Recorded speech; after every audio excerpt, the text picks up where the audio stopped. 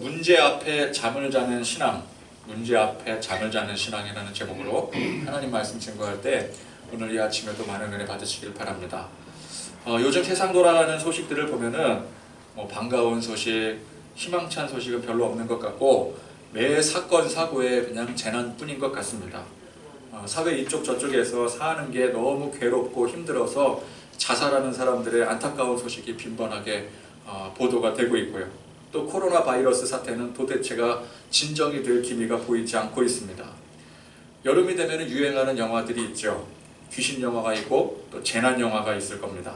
우리나라 사람들은 감성적으로 발달이 돼서 그런지 귀신과 같은 그런 초자연적 현상의 공포를 잘 느끼는 것 같은데, 서양 사람들은 주로 보면은 현실에서 일어날 법한 자연적인 재해의 공포를 더 잘 느끼는 것 같습니다.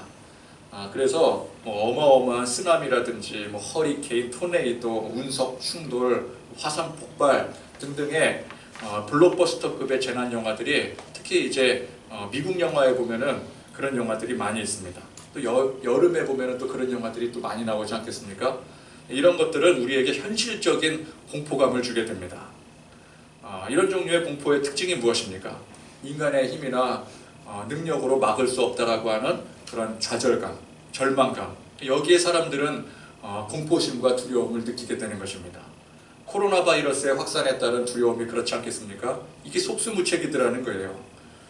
우리가 이 코로나 바이러스에 대항해서 기껏 할 수 있는 일은 마스크 쓰고 거리 두는 일, 이거밖에는 없어요. 그죠? 이게 한 달 정도, 만약 예를 들어서 한 달 지나면은 백신이 나와서 완전히 다 없앨 수 있다, 그런다라고 한다면 우리가 다 작정해서 한 달 동안 마스크 쓰고 한 달 동안 거리 두기하고 문 닫고 그러면 되겠는데, 이게 정해진 게 아니잖아요. 벌써 이렇게 시작한 지가 반년이 지나가고 또 앞으로도 얼마나 더 이 생활을 지속을 해야 되는지 예측도 못한 채 사는 이 자체가 이게 공포 아니겠습니까?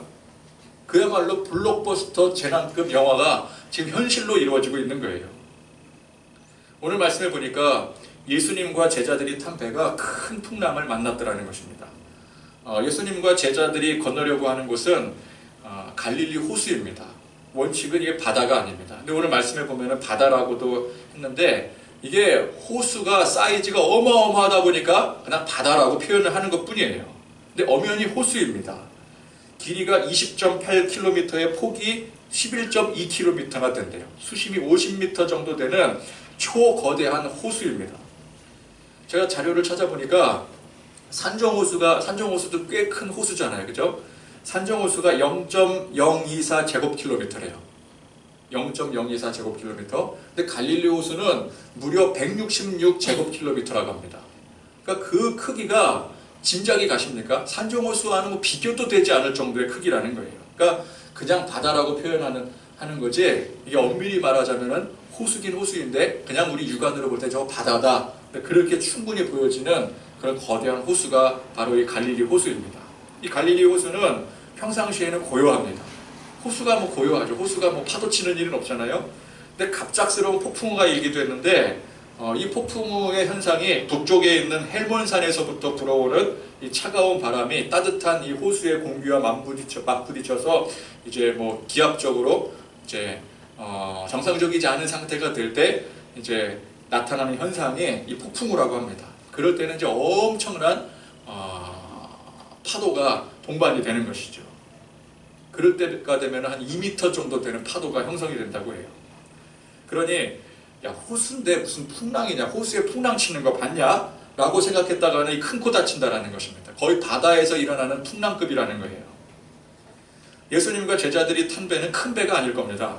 그래서 큰 풍랑이 일 때 이게 굉장히 커다란 위협이 될 수가 있는 것입니다. 배에 물이 차고 이 배가 난파 직전까지 이르게 되었습니다. 배에 탄 사람들이 모두가 다 두려움에 떨게 되었어요. 근데 어떤 사람이 이 장면을 보면서, 야, 이 배에 탄 사람들 명색이 다 갈릴리 어부들 아니냐, 근데 어부들인데 그렇게 호들갑을 떠느냐, 맨날 일어나는 일일 텐데. 근데 원래 초보자들은 두려움을 잘 모르는 법입니다. 왜요? 모르니까 두려움을 모르는 거예요. 모르니까 초보자입니다. 모르면 용감하다고. 격투기 초보자들의 특징이 이제 어느 정도 이렇게 자기 주먹도 이렇게 좀 먹혀 들어가고 경기도 승리하고 그러다 보면은 맞는 걸 두려워하지 않는데요. 내가 누구든지 다 이길 것 같은 그 착각이 드는 거예요. 막 재미 붙이고 뭐 자신감 붙고 그러니까 그런 거예요. 근데 진짜 프로 챔피언들은 어떤 줄 아십니까? 우리가 이제 챔피언 정도 되면은 야 챔피언 정도면 맞는 거는 뭐 초월한 사람들이겠거니 그렇게 생각을 하는데 챔피언으로 가면 갈수록 맞는 걸 더 두려워한대요. 왜? 잘 알거든요. 어디를 어떻게 맞으면 아픈지 잘 알거든요. 얼마나 많이 맞았겠습니까? 근데 그 아픈데 그거 참고 하는 거예요. 그 챔피언 되는 거예요. 어부들은 진짜 어부들은 풍랑의 무서움을 누구보다 잘 압니다. 얼마나 많은 생명들을 그 풍랑에 앗아갔겠습니까? 그래서 일기가 조짐이 좀 이상하다 싶으면은 이 어부들은 절대 배를 띄우지 않아요. 근데 초보 여행객들, 초보 낚시꾼들은 뭐라 그래요? 이런 날씨 뭐 아직 뭐 비도 오지 않는데 왜 배를 띄우지 않느냐고. 그러면 열을 냅니다. 잘 보십시오. 바닷가에 갔을 때 배를 못 띄운다라고 손사래 치는 사람들은 그 방면에 닳고 다른 전문가들이에요. 근데 왜 못 띄우냐고 충분히 가능하다고 우기는 사람들은 보면은 다 초보들입니다. 바다를 잘 모르는 사람들이에요. 예전에 어떤 목사님이 베드로가 그 예수님이 이제 무리를 걸어오실 때 그 무리를 따라서 걷다가 순간 그만 빠져들어가는 그런 장면이 있지 않겠습니까? 빠져들어서 허우적거리는 그 장면을 보면서 야, 어떻게 어부가 수영을 못하느냐고. 베드로 그게 뭐 인간이냐 뭐 정말 베드로는 엉뚱한 사람이다. 근데 그렇게 말하는 걸 들어본 적이 있었습니다. 그러나 제 아무리 수영 고수에 평생 물질을 어부로 사는 사람이라 할지라도 풍랑 앞에서는 그 아무 소용이 없는 거예요. 풍랑 앞에서는 빠져들 수밖에 없는 거예요. 그러니까 어부인데 수영을 못하느냐. 그거는 풍랑의 무서움을 몰라서 하는 소리예요. 오늘 갈릴리 호수에서 풍랑을 만나 배가 난파되기 직전에 이 제자들 그 배에 탄 모든 사람들이 두려움에 떠는 이 모습이 바로 우리가 사는 이 세상의 현실과 같다고 저는 생각을 합니다. 사람들은 보면은 나름대로 다 세상에서 자칭 전문가들이에요. 누가 좀 뭐 좀 잘못됐다 그러면은 사람들이 막 성토를 합니다. 뉴스에 정치인이 뭐 이렇게 비리에 걸렸다 잘못됐다 그러면은 뭐 사람들 뭐라 그래요? 그 뉴스 보면서 아이 뭐 그럴 수 있지 뭐 저 위치에서 힘들고 뭐 어렵고 뭐 사정이 또 딱하고 뭐 그렇게 얘기하는 사람 하나도 못 봤어요. 정치 그따위로 해갖고 되겠느냐고. 그러면서 뭐라고 훈수를 둬요? 이렇게 해야지 아니면 저렇게 해야지. 그렇게 성토하는 사람들 보면 다 정치의 전문가들인 것 같아요. 프로야구에서 어떤 선수가 수비 실책을 하면 어떻게 합니까? 그냥 패 죽일 기세로 그냥 뭐 입에 거품을 물면서 막 저 따위로 수비하려면 팀에서 나가라고 방출시켜버리라고. 그렇게 말하는 사람이 100이면 100 절대 그 자리에서 실책 한 번도 안 할 사람인 것 같아요. 자기 TV에서 사건 사고 뭐 뉴스가 나게 되면은 막 내가 저럴 줄 알았다 쯧쯧쯧 마치 자신은 모든 상황을 다 예측을 하고 모든 문제를 다 해결할 수 있을 것처럼 그렇게 말을 하곤 합니다. 오늘 갈릴리 호수에서 배에 오른 사람들 중에 갈릴리 어부들이 꽤 있었죠. 이들은 갈릴리 호수라든지 이 배에 관해서는 전문가인 사람들이었습니다. 그 지역 날씨 예측은 누구보다도 빠르고 정확한 사람들이었더라는 거예요. 근데 그런 전문가들이 여러 명이 표진에 있었어도 오늘 이 풍랑을 단 한 사람도 막을 수가 없었더라는 것입니다. 예측도 하지 못했어요. 만약에 풍랑이 올 것이다 라고 예측을 했다면 배로 건너지 않았겠죠. 예수님도 뭐 잠깐 다른 곳에 있다가 다음에 건너자고 했었을 것입니다. 근데 다 지금 배로 건너고 있잖아요. 아무도 예측을 못한 거예요. 막을 수도 없었더라는 것입니다. 그러니까 아무리 바다 전문가들이라 할지라도 이런 풍랑 앞에서는 속수무책, 그저 두려워 떨 수밖에 없더라는 거예요. 사람들이 다 똑똑하고 뭐 전문가 수준들이라고 세상에서 문제 없고 두려움 없이 살 수 있겠습니까? 그렇지 않습니다. 아무리 전문가라 할지라도 문제 앞에서는 다 똑같아지는 거예요. 문제 앞에서는 전문가나 비전문가나 다 똑같은 겁니다. 한때 생명공학이라든지 뭐 유전공학이 크게 활기를 띠면서 사람들이 전부 다 한껏 기대에 부풀어 있었던 적이 있었어요. 생명복제 기술로서 이제 뭐 인간까지 뭐 복제를 하느니 마느니 뭐 이 정도의 기술력이라면 세상의 모든 질병도 다 극복할 수 있다. 다 복제하면 되는 거 아니냐? 그렇게 자화자찬했던 게 그게 불과 얼마 전 일이었어요. 10년도 되지 않았잖아요. 한참 막 그 붐이 일어났었잖아요. 근데 지금 어떻습니까? 이 바이러스 하나를 잡지를 못해서 전 세계가 지금 패닉 상태에 빠져들고 있어요. 바이러스 하나를 잡지 못해가지고. 생명 복제 기술이 있다, 뭐 인간도 복제해낸다, 그거 생각하면은 바이러스는 아무것도 아닌 것 같아요. 질병도 다 극복할 줄 알았어요. 근데 지금 막 두 손 다 들고 지금 벌벌 떨고 있잖아요. 뭐 지금 이 바이러스 앞에 전문가건 비전문가건 다 소용없어요. 다 마스크 써야 돼요. 다 손잡으면 안 돼요. 전문가들은 뭐 손잡아도 됩니까? 전문가들이 지금 필요 없는 상태가 되었어요. 인간이 이제는 뭐 우주를 진출을 한다, 뭐 달을 정복한다, 꿈에 부풀어 있었습니다. 그렇게 되면은 무한한 에너지 자원을 우리가 이제 다 얻을 수 있을 것 같았고요. 인류의 영역이 우주에까지 그 영광이 뻗어날 것 같았어요. 근데 지금 돌아보니까 어떻습니까? 지구 온난화에, 이상기후에, 바이러스에 그 영광이 뻗어나가기는커녕 곧 얼마 안 가 세상이 다 파괴될 것만 같아요. 발전이 안 된 시대에는 문제가 많았었습니다. 문제가 많으니 전쟁이 많았었죠. 근데 지금은 어떻습니까? 여전히 사건, 사고가 뉴스에 그냥 뭐 끊이질 않더라는 거예요. 이 정도 발전이 됐으면 문제가 다 없어져야 되는 것 같은데. 근데 또 다른 문제가 생겨나고, 또 다른 문제가 생겨나고. 똑똑한 사람들이 천재성을 열심히 발휘를 해서 세상을 만들어 나갔습니다. 근데 세상이 그만큼 살기 좋고 문제없는 낙원이 되지 않더라는 거예요. 사람들은 생각했어요. 이렇게 발전시키면, 더욱더 발전시키면 세상이 낙원이 될 것이다. 세상이 살기 좋은 그런 나라가 될 것이다. 살기 좋은 세상이 될 것이다. 그래서 낙원을 꿈꾸면서 만들어간 거 아니겠습니까? 근데 그렇게 되기는커녕 항상 문제는 우리 인간을 앞서가더라는 거예요. 질병을 정복하고 바이러스 퇴치하면은 그만큼 또 새로운 신종 바이러스, 새로운 병균들이 우리보다 저만치 앞서가 버리는 거예요. 지진을 극복한다, 뭐 해일을 막아낸다, 자연재해 막아낸다고 수십 세기에 걸쳐서 문명의 눈부신 발전을 이루어 왔는데 여전히 이 세상은 우리 힘과 능력으로 도저히 막아낼 수 없는 한계만이 더 넓혀질 뿐이라는 것입니다. 잘 보십시오. 옛날에는 뭐 콜레라나 뭐 흑사병 이거 막아내기 급급했었잖아요. 근데 그거 막아냈습니다. 근데 지금 보니까 어때요? 그런 것들은 다 정복이 되었지만 여전히 우리는 제2의 콜레라, 제2의 흑사병을 막아내기에 급급하고 있더라는 거예요. 자연재해 예측하고 막아내는데 어느 정도 성공했는가 싶더니 옛날에는 전혀 문제가 되지 않았던 뭐 지구 온난화라든지 환경 오염이라든지 방사능이 뭔지도 몰랐었잖아요. 근데 지금 그거 걱정해야 돼요. 그런 것들이 새로운 문제로 부각이 되더라는 것입니다. 아무리 갈릴리 호수에 이 배에 또 날씨에 전문가들이 있다 할지라도 갑작스러운 이 풍랑에 속수무책이 되듯이 사람들은 사람의 능력을 초월한 문제에 언제나 속수무책일 수밖에 없더라는 거예요. 그래서 항상 우리는 두려움을 느끼고 공포감을 느끼고 살아가는 것입니다. 자, 그런데 이 오늘 말씀의 중요한 핵심 포인트가 무엇입니까? 이 갈릴리 전문가들도 어쩔 수 없는 이 풍랑의 이 거대한 문제 속에 이게 누가 계신다라는 거예요? 여기에 예수님이 계시더라는 거예요. 2m나 되는 파도 앞에서는 이 베테랑 전문가도 다 소용없는 거예요. 베테랑 뱃사람이나 이제 처음 배를 승선한 사람이나 다 소용없는 거 아니겠습니까? 근데 그 배 안에 예수님이 계시니 이 예수님이 누구세요? 다른 어떤 사람들보다 능력이 뛰어나신 분입니까? 그 정도가 아니라는 거예요. 그 배에 탔던 사람들은 예수님이 그냥 다른 어떤 사람들보다 능력이 뛰어난 분으로 생각을 했었어요. 근데 그 능력 가지고는 이 풍랑을 해결할 수가 없거든요. 그러니까 다 두려움했던 거예요. 근데 예수님은 그런 분이 아니셨어요. 예수님은 그런 풍랑을 당장에 잠잠케 하실 수 있는 분이셨더라는 거예요. 풍랑을 어떻게 잠잠하게 할 수 있습니까? 여러분, 이 풍랑이라는 것은 막아서 물리칠 수 있는 대상이 아니에요.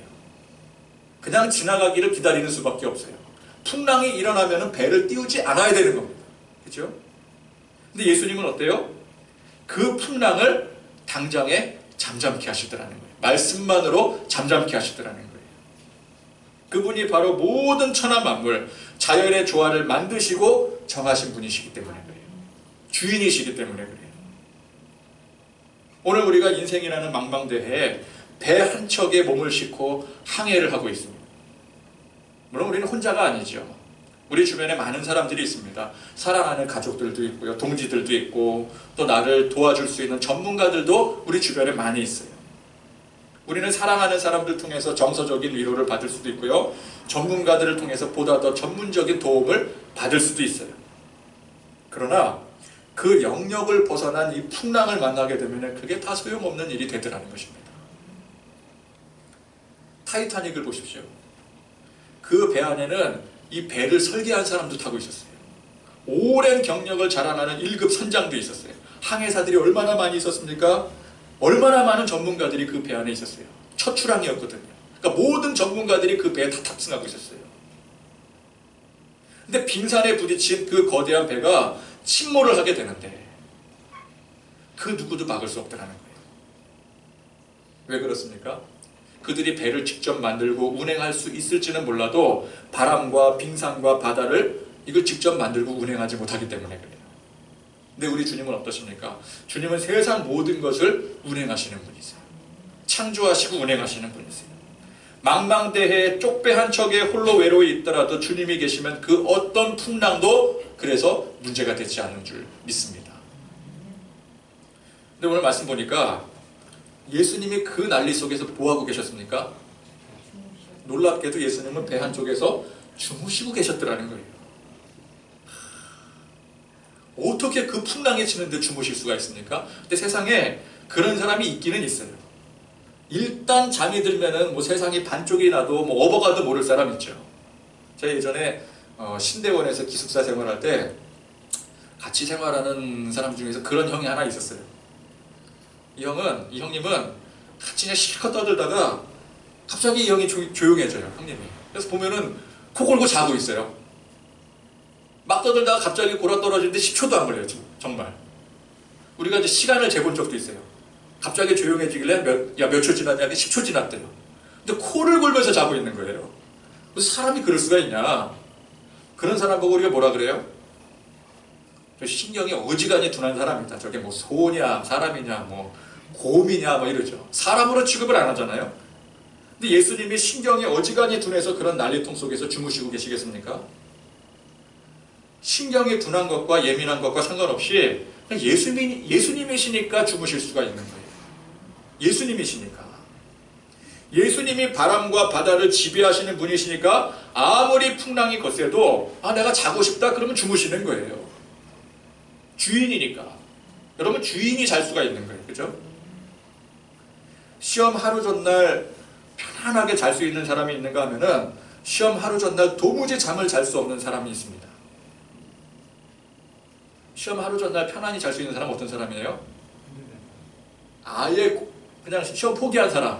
그 사람은 뭐 그냥 시험 볼 자격이 없는 거야. 그러니까 뭐 거론할 가치가 없고 어떤 사람 그래요. 뭐 공부 잘하는 사람, 시험 공부 다 한 사람. 근데 여러분 아무리 공부를 잘해도 시험 보기 전날까지 공부를 다 한 사람은 세상에 없나니 한 사람도 없어요. 어떤 사람이든 간에 어떤 강심장이든 간에 시험 하루 전날은 잠 못 자요. 그죠? 공부를 잘하는 사람일수록 시험 전날에 잠을 못 자게 돼 있어요. 긴장하기 때문에.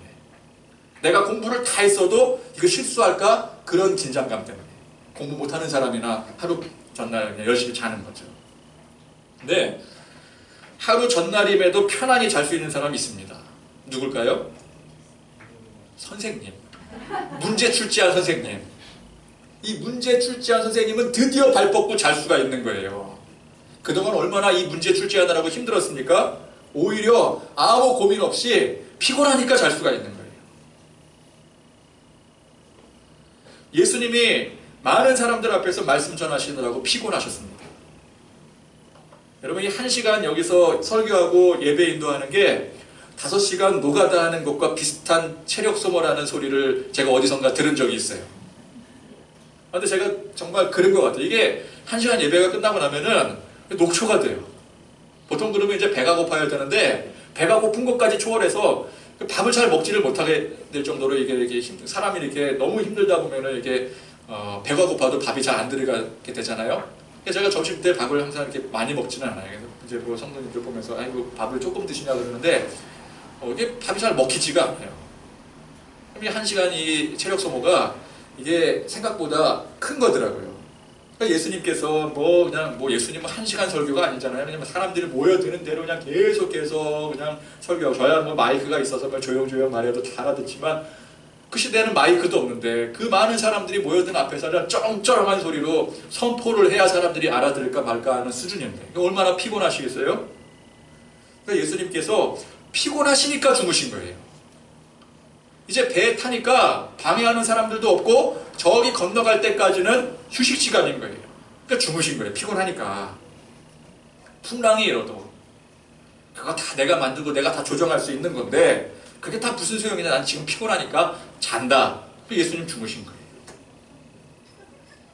자, 그 풍랑이 일던 갈릴리 호수에 지금 예수님이 타신 배 한 척과 그리고 또 예수님을 쫓아가는 여러 척의 배들이 지금 같이 또 이 풍랑을 만나 난파 직전까지 가게 되었어요.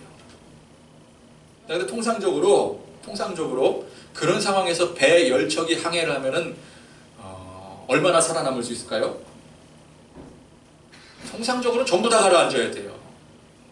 그런데 예수님이 계시니까 그 배는 절대적으로 안전하더라는 거예요. 예수님이 계시니까. 우리가 인생이라는 망망대해를 항해를 하는데 절대적으로 필요한 요소가 무엇일까요? 어떠한 바람과 파도도 견뎌낼 수 있는 거대하고 견고한 배가 필요할까요? 아니면 훌륭한 선장과 무장한 선원들이 필요할까요? 아니면 그 배에서 화려하게 지낼 수 있는 어떤 특권이 필요할까요?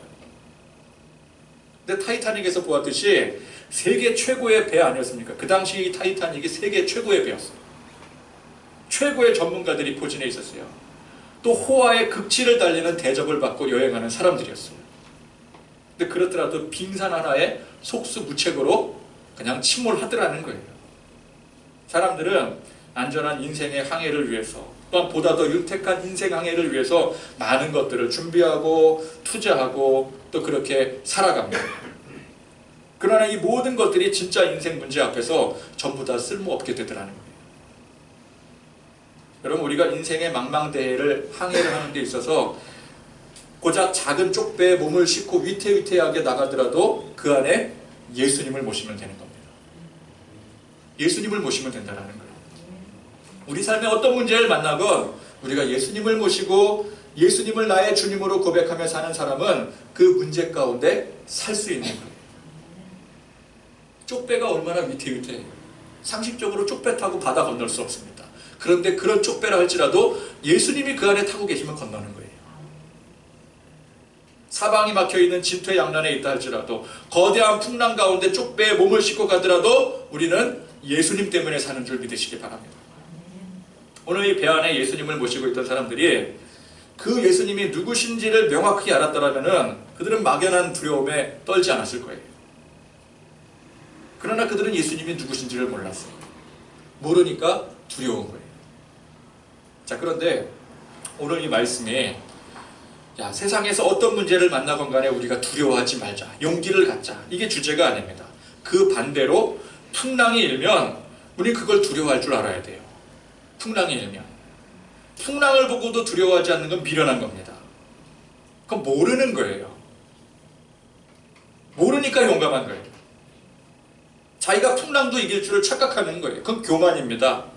우리가 세상을 대할 때 뭐든지 나는 할 수 있어, 긍정의 힘 이렇게 밀고 나가는 것은 이게 미련한 거예요. 여러분, 인간이 기고만장해서 우리의 능력과 또 천재성으로 자연도 극복하고 질병도 극복하고 뭐든지 우리가 다 시도하고 노력하면 다 된다, 이렇게 나가는 것은 미련한 일이요 천하의 교만한 일이라는 것입니다. 근데 세상은 어때요? 자꾸만 그런 교만을 부추기는 거예요. 다 할 수 있다라는 거예요. 하나님 없이도 다 할 수 있대요. 우리가 노력만 하면 다 된대요. 젊은이들에게 뭐라 그래요? 너희들은 젊으니까 다 할 수 있대요. 너희들은 젊지 않느냐? 젊으니까 뭐든지 다 할 수 있다. 근데 이건 사실 정말 무책임한 태도예요. 여러분, 세상이 정말 젊음으로 모든 것을 맞서고 이길 수 있을 정도로 만만합니까? 근데 그냥 무책임하게 젊은이들에게 너희들은 젊으니까 다 할 수 있어, 우린 젊지 않다고 그냥 말을 막 던져요. 권투 선수가 상대를 맞이하고 설 때는 그 상대의 주먹을 두려워할 줄 알아야 돼요. 그래야 피하죠.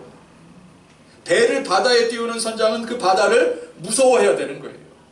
세상을 처음 도전해 나가는 젊은이들은 세상을 두려워할 줄 알아야 돼요. 여러분, 기독교는 절대 세상 무대뽀 만드는 종교가 아닙니다. 오히려 그 반대입니다. 우리가 죄를 깨닫게 되었을 때 우리는 그 죄에 대해서 절망하고 좌절해야 돼요. 세상에 좌절하고 절망해야 돼요. 세상에 답이 없다는 사실을 알았을 때 우리는 절망할 수밖에 없는 거거든요. 나는 아무것도 할 수 없는 존재라는 사실을 먼저 고백해야 됩니다. 이게 회개예요. 회개. 그렇죠? 나는 뭐든지 다 할 수 있어. 이게 아닙니다. 나는 아무것도 할 수 없어. 절망, 좌절. 이게 회개예요. 몰랐을 때는 뭐라 그래요? 나는 뭐든지 할 수 있어. 긍정의 힘을 선포했다라고 한다면 죄를 깨닫고 나서는 어때요? 나는 아무것도 할 수 없어. 부정을 선포해야 되는 겁니다. 그래서 기독교는 제일 먼저 부정을 선포해야 돼요. 나 자신을 부정할 줄 알아야 돼요. 근데 어떤 사람들이 이걸 잘 모르고 무조건 우리가 종교의 힘으로 긍정의 힘을 선포해야 된다고 그렇게 주장을 합니다. 믿음은 다 해결된대요. 솔깃한 사람들이 또 열심히 교회 다니고 또 종교생활 하면은 종교생활 이렇게 열심히 하다 보면은 신변에 우리 주변에 많은 문제들이 다 해결이 될 줄 착각을 해요. 왜 그렇게 자꾸만 유도를 하니까. 다 긍정의 힘 선포하라고 하니까. 근데 그게 해결이 되는 일도 있지만 해결이 되지 않는 일들이 너무 많아요. 작은 풍랑은 해결할 수 있어요. 작은 풍랑은 전문가들이 해결할 수 있어요. 할 수 있다고 하는 그 신념이 해결할 수 있어요. 그런데 집채만한 풍랑은 할 수 있다라고 하는 신념, 계획, 노력 모든 게 다 물거품이 되는 거거든요. 인생 살다 보면은 무기력감에 빠지게 됩니다. 아무리 신앙생활 했어도, 아무리 헌금 많이 했어도, 아무리 교회 열심히 했어도 부딪히는 일에 대해서 좌절감, 무기력감을 느낄 때 이게 해결이 되지 않으니까 뭐라 그래요? 이게 믿음이 부족한 거 아니냐. 그러면서 자꾸만 이상한 신비주의 쪽으로 빠지든지, 그러니까 신비주의 쪽으로 빠지든지 아니면 아예 부정을 해버리든지, 이게 다 거짓말이다 그러면서 교회를 떠나버리든지 둘 중에 하나가 되더라는 거예요. 여러분, 우리의 신념으로 문제가 없어지거나 해결되는 게 아니라는 것입니다. 그걸 아무리 부추겨도 이게 당장은 효과가 있을지는 모르겠지만 이게 얼마 안 가서 다 들통나게 되어 있어요. 다 경험해보거든요. 그럼 이 교회에서 다 거짓말하는 거 아니냐? 그러면서 교회를 떠나거나 아니면 교회 이상의 이상한 소리를 하는데 자꾸만 거기에 손깃해서 가게 되는 거예요. 여러분, 오늘 말씀 잘 보십시오. 예수님이 배에 계셨어도 풍랑은 그 배를 덮치더라는 거예요. 무슨 예수님께서 계시니까 그냥 배에 보호막 같은 게 확 쳐지고 천사들이 강림해서 배를 이렇게 띄워서 보내는 게 아니더라는 거예요. 갈릴리의 이 풍랑은 예수님과 제자들이 탄 배를 정말 뒤집어 엎어놓을 심산으로 사납게 몰아치더라는 것입니다. 여러분, 이 상황은 분명히 큰 문제예요. 우리가 예수 믿는다고 세상 문제가 다 없어지는 게 아닙니다. 예수 믿는다고 남들 걸리는 질병 하나 안 걸리고 헌금 많이 하고 기도 많이 했다고 해서 나에게만 특별한 문제들이 다 피해가는 게 아니더라는 거예요. 여러분, 내가 얼마나 특별하다고 문제들이 다 요리조리 피해갑니까? 그게 아닙니다.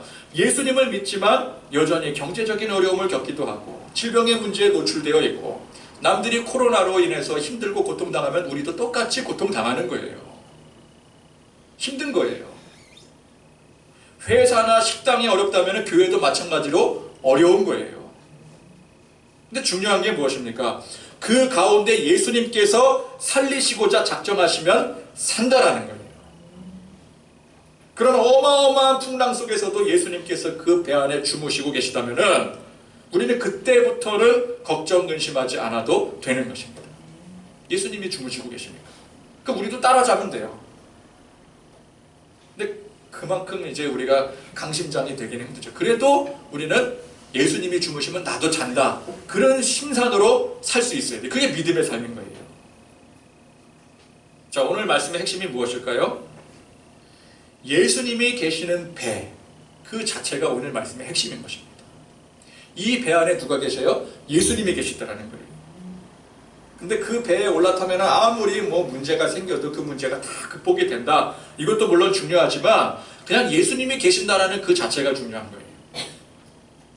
우리 삶에 문제가 생겼을 때 예수님께서 해결해 주실 줄 믿으니 두려워하지 않는다.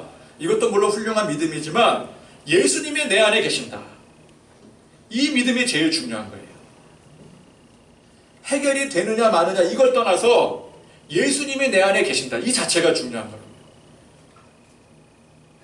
예수님이 계시더라도 풍랑으로 인해서 배가 박살이 나고 뭐 짐 다 떠내려가고 물이 뭐 코로 들어갔다 나왔다 괴로운 거예요. 지금 배 안에 있는 사람들 다 괴롭거든요.